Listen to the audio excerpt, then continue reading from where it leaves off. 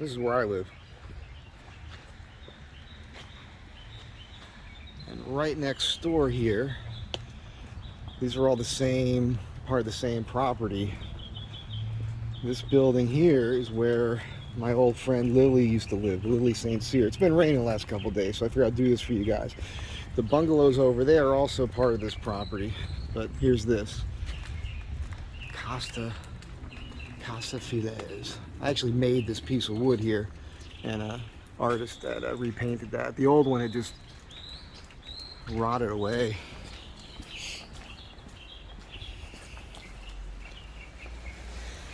All these apartments have balconies, and Lili used to live in this apartment right in front of you. Right there. That downstairs one. And I'm going to show you her front door here.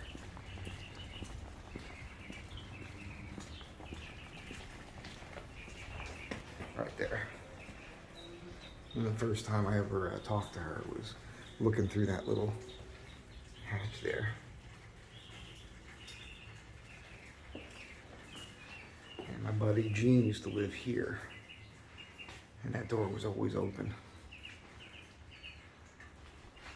So this building was built in 1926, and here's the bungalows over there. So when I moved in, I was the handy guy. I was taking acting classes, and one of my girlfriends in that class lived in this bungalow right there, actually, and with a boyfriend. And I was out on the street while I was over there, and he asked me if I could fix his car. So I was fixing his car right here. And the manager of the 3 properties came over, and she said, "Oh, can you fix things?" And I said, "Yeah." So she took me up into the apartment that I live in now, and she asked me if I could fix the toilet. I fixed it right then and there, and then she asked if I wouldn't mind being the handyman for all the buildings. So that's how I met Lili. She needed something done in her apartment. I knocked on that door, and she opened that little hatch there, you know, little lady in a little house coat. But we quickly became friends. She was real sweet. I'm taking you around the back here. This is the driveway. You guys have seen this many times. Here's the van, which is running great with no misfires right now. But I wanted to show you this because it's funny. So right down these stairs here, that first door was my workshop right there. And this is the laundry room over here. And then Lili's back door is right here. And this used to be way more overgrown. And that's the bedroom. And so right back here, there was a couple bikes here. And she lived with this Korean war vet. His name was Lorenzo. Lorenzo had his legs amputated because he had gout. Or some other stuff. Some weird stuff was going on. But Lorenzo used to get drunk in the back there. And sing sea shanties. And I used to hear them arguing all the time. Because Lili still had a life. And I'm speaking a little quiet here because all my neighbors are around, you know. But Lili was still making money. She was mainly selling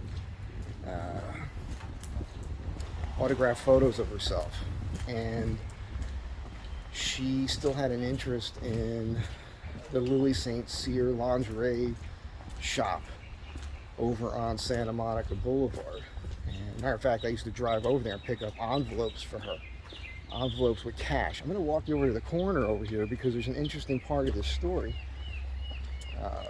Because Lili, she was, you know, she was an odd little old lady. She never got dressed. She was always in a nightie with a house coat. That was it. If she didn't like unannounced visits, because she always wanted to doll herself up a bit. And so she put a little mascara on or whatever. If she knew I was coming over, she was a flirt, man. I mean, she was in her 70s and like flirted heavy with me. Believe it or not, I used to be a pretty handsome guy. As a matter of fact, you're about to see the pictures that I just dug out for you of her, you know, all these autographed pictures that she gave me. And I think there's a note there and some other stuff. But when I was looking for that, I found it's embarrassing how many pictures of myself were there, because I was doing the acting thing back then, and they're just terrible. So right here, this here is Lucy's El Adobe on the left.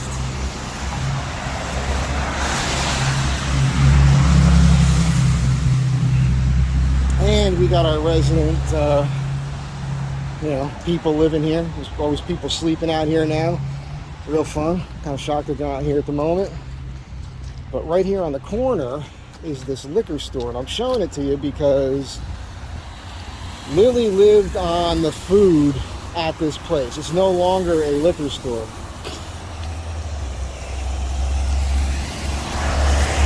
She would have a guy who worked here just deliver her food, which was always interesting.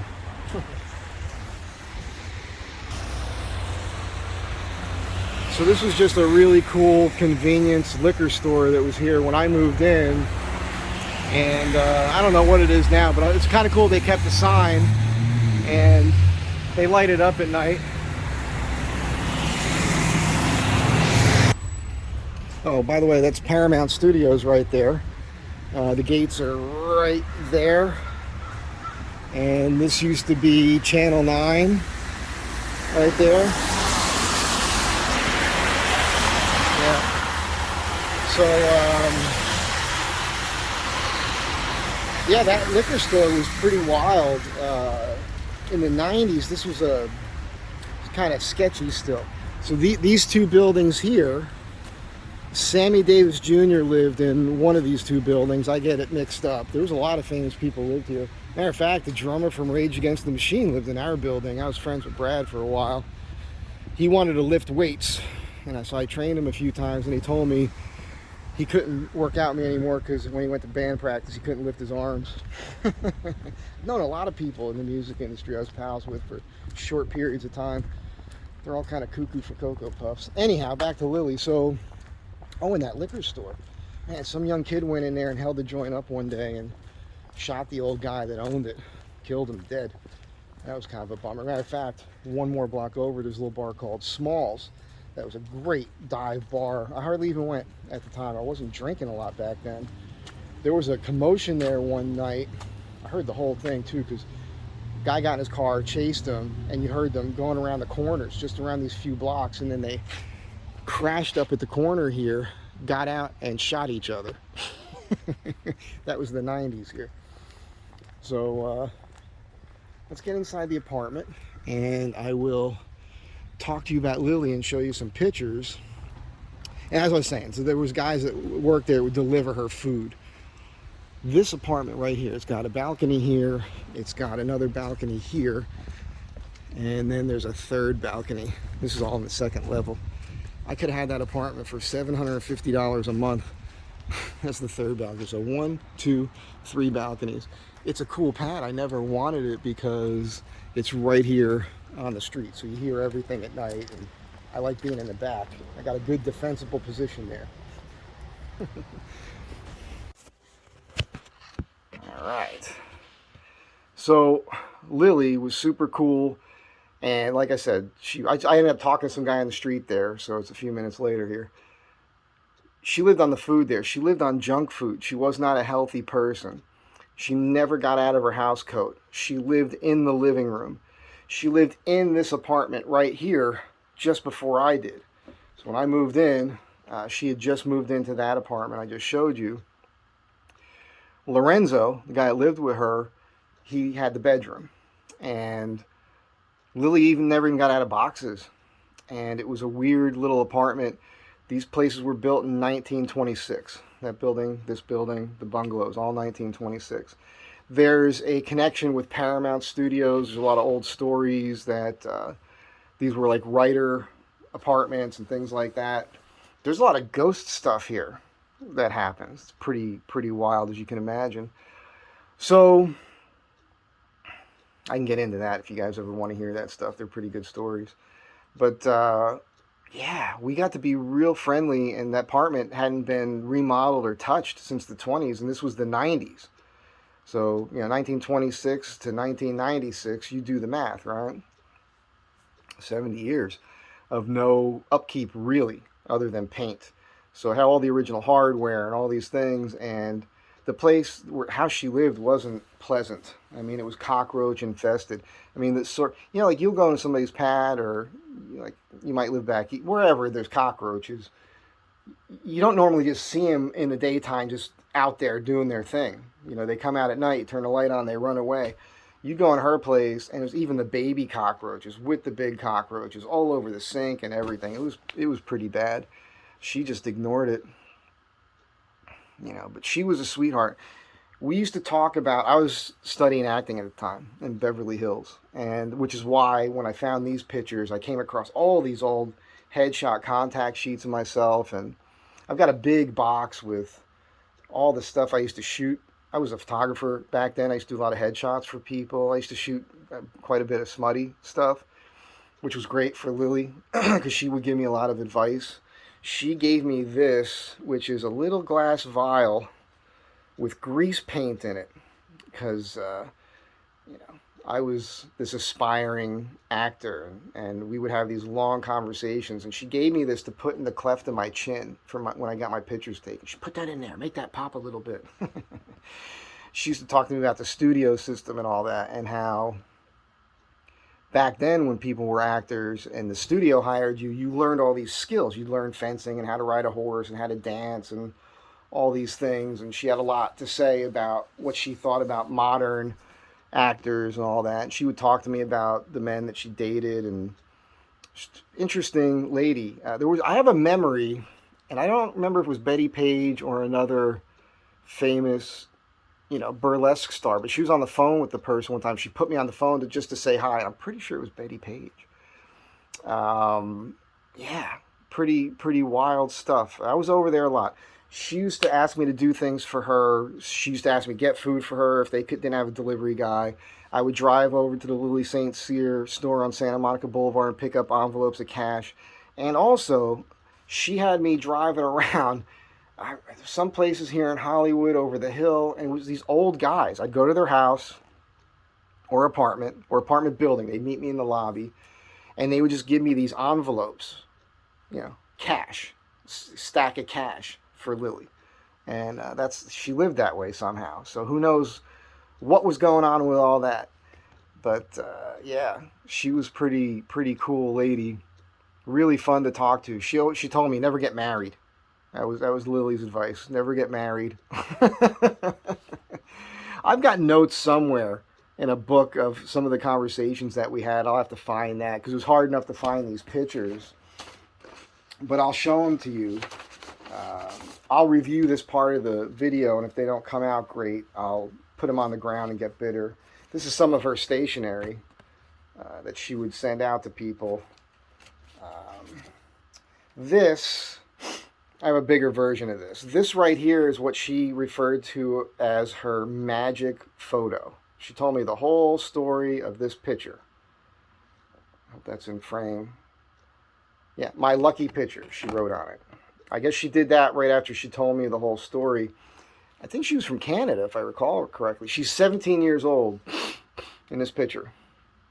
She went to a guy and had this picture taken, and might even have his name on it. Photographer John E. Reed.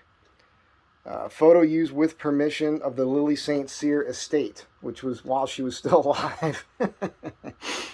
So she had this picture in 1949 approximately. It says on there, and it says Lili St. Aphrodite. So she told me she went in and had these pictures taken, and then she went to a more successful photographer, as I recall this, and slid this picture under the door. It was either that or she came here and slid underneath the producer's door or something. But this was the picture that she credited with her whole career. Her entire career started because of this photograph.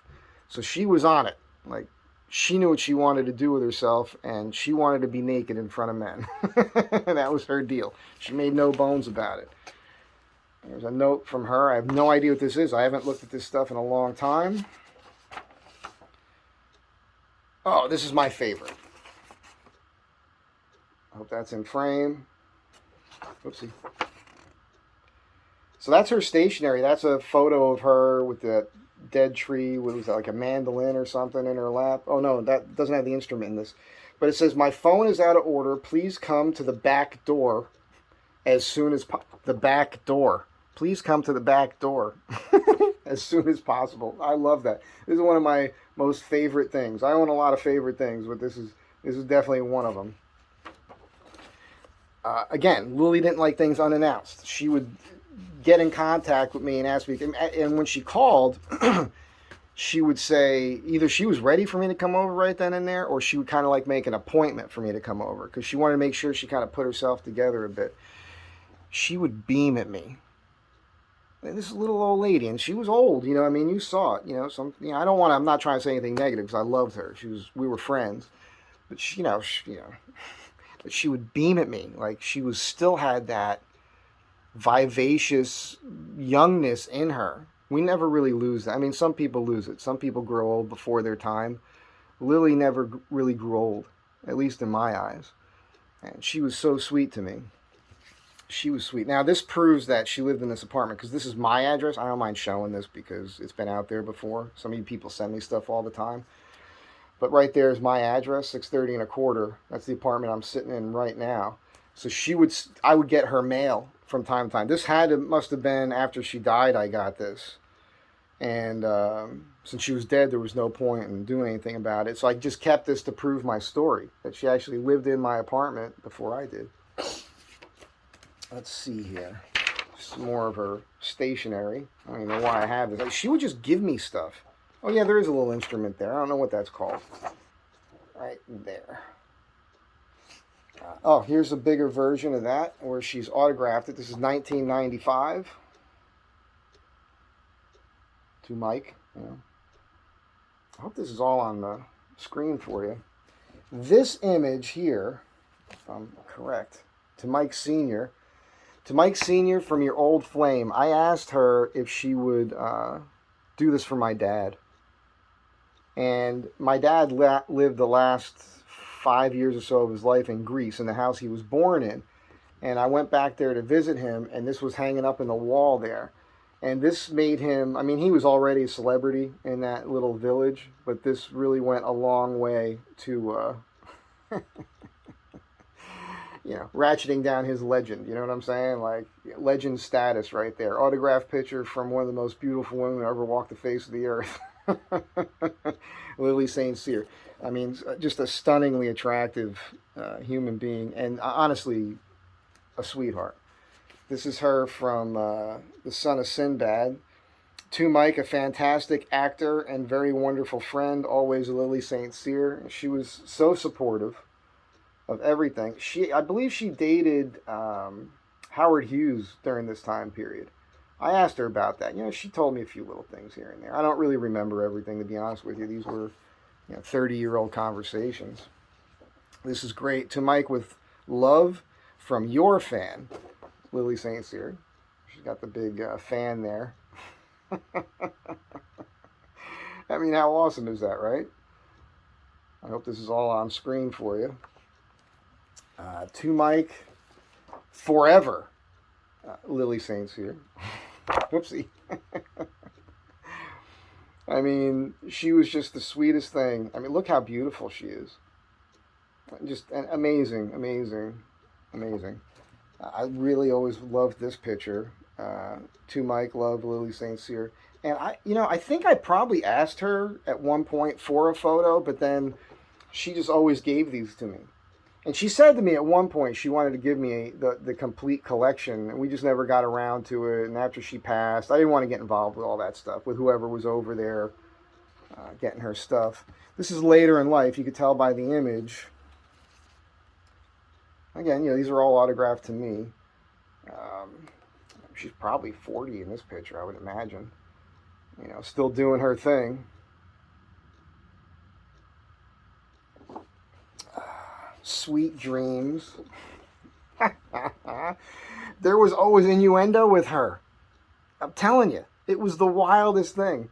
It was, and we would laugh, and I would make her feel like a lady. I'd make her feel like a woman, you know, and give back to her the same energy she was giving me. And it was innocent, but she loved it.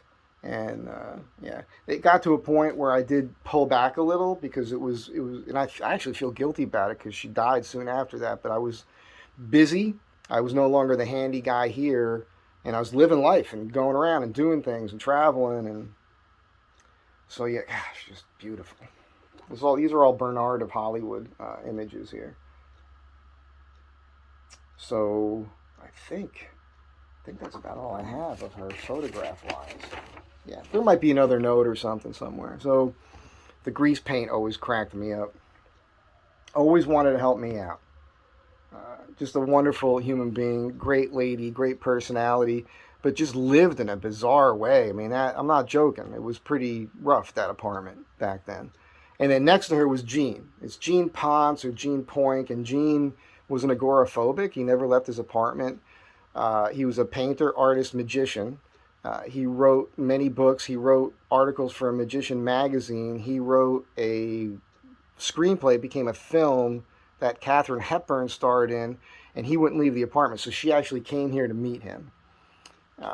He had a real mummy's hand in his living room. He had tapestry from the 18th century and earlier, and all sorts of artifacts, ancient archaeological artifacts from all over the planet. He was a really interesting character. And I mean, right up till the time he died, he still had, you know, naked women in his apartment that he was painting and doing all that with. And I used to do that too here, shooting film. So it was an interesting time, especially the 90s here in LA. I just stumbled upon so much of my old work and old contact sheets and negatives. It's some pretty wild stuff. Some pretty wild stuff. Fun stuff. Elmer Batters-esque. That was always my thing. I was doing Elmer Batters type photography before I even knew who he was. I remember I was walking down the street in New York City one day and I picked up one of those Taschen pocket picture books of his work. He really focused on feet. And I remember looking at that going, wow, this is just like my stuff. And then I went deep dive into all his work. But yeah, Lili was really, gosh, such a sweet, sweet lady. And the fact that she lived in this apartment, I will tell you a little ghost thing, and you're all going to roll your eyes and whatever. A lot of people here will hear feet stomping in apartments, like hard sole shoes in some of these other places here where nobody's in them. And the very front apartment, a girl used to live there. Her name was Astronauta. She was, you know, another beautiful girl. I can't remember if she came home one night or she woke up in the middle of the night and heard this. And she saw a dude, an apparition of a guy, in her bathroom, looking at his own reflection in the mirror. Looked like he had been cracked in the head with something. And was bleeding. So he was inspecting this wound on his face. That's crazy. And then right here in this apartment, it's weird to even say it, but it's the God's honest truth. I'll sense something with my peripheral vision walking through the kitchen over there when I'm sitting here on this daybed I built for myself. And every once in a while, I'll get this real, like, strong perfume scent. And then there were times, and this hasn't happened in a long time, I taste it on my lips, like a lipstick on my mouth. That's crazy, right? I'm not imagining it. It's a palatable thing. So that's bizarre. And who knows, if she's here watching this, she'll love the fact that I did this and showed you guys all of these photos. I mean, feel free to, you know, pause this and look at how beautiful she is. And yeah, I miss Lili. She was a sweetheart. There's been plenty of people who lived here that were really interesting characters. Some of them pretty famous. Not that I care. But when you live in a place like this, these things happen. And these sorts of people, when I meet them, they kind of, I don't know why, but they kind of gravitate towards me. Like I said, I've become friends with quite a few of these people over the years. These relationships never last long if they're famous people. They just get in that thing. They need their ego stroked all the time. And if you call them out on their behavior or anything like that, they don't really like that sort of thing. So, look at this. Look at this. Whew. Va, va, va, voom. Wow. Lily was no joke, man. And she wanted you to still see her as a sexual being. That was the wild thing about her. And that's her magic picture right there. And again, that note that she sent me, it makes me laugh every single time. Please come to the back door. Lily knew me too well. You guys have a great day. I hope you enjoyed this. Be good to one another, and I'll catch you in the next video.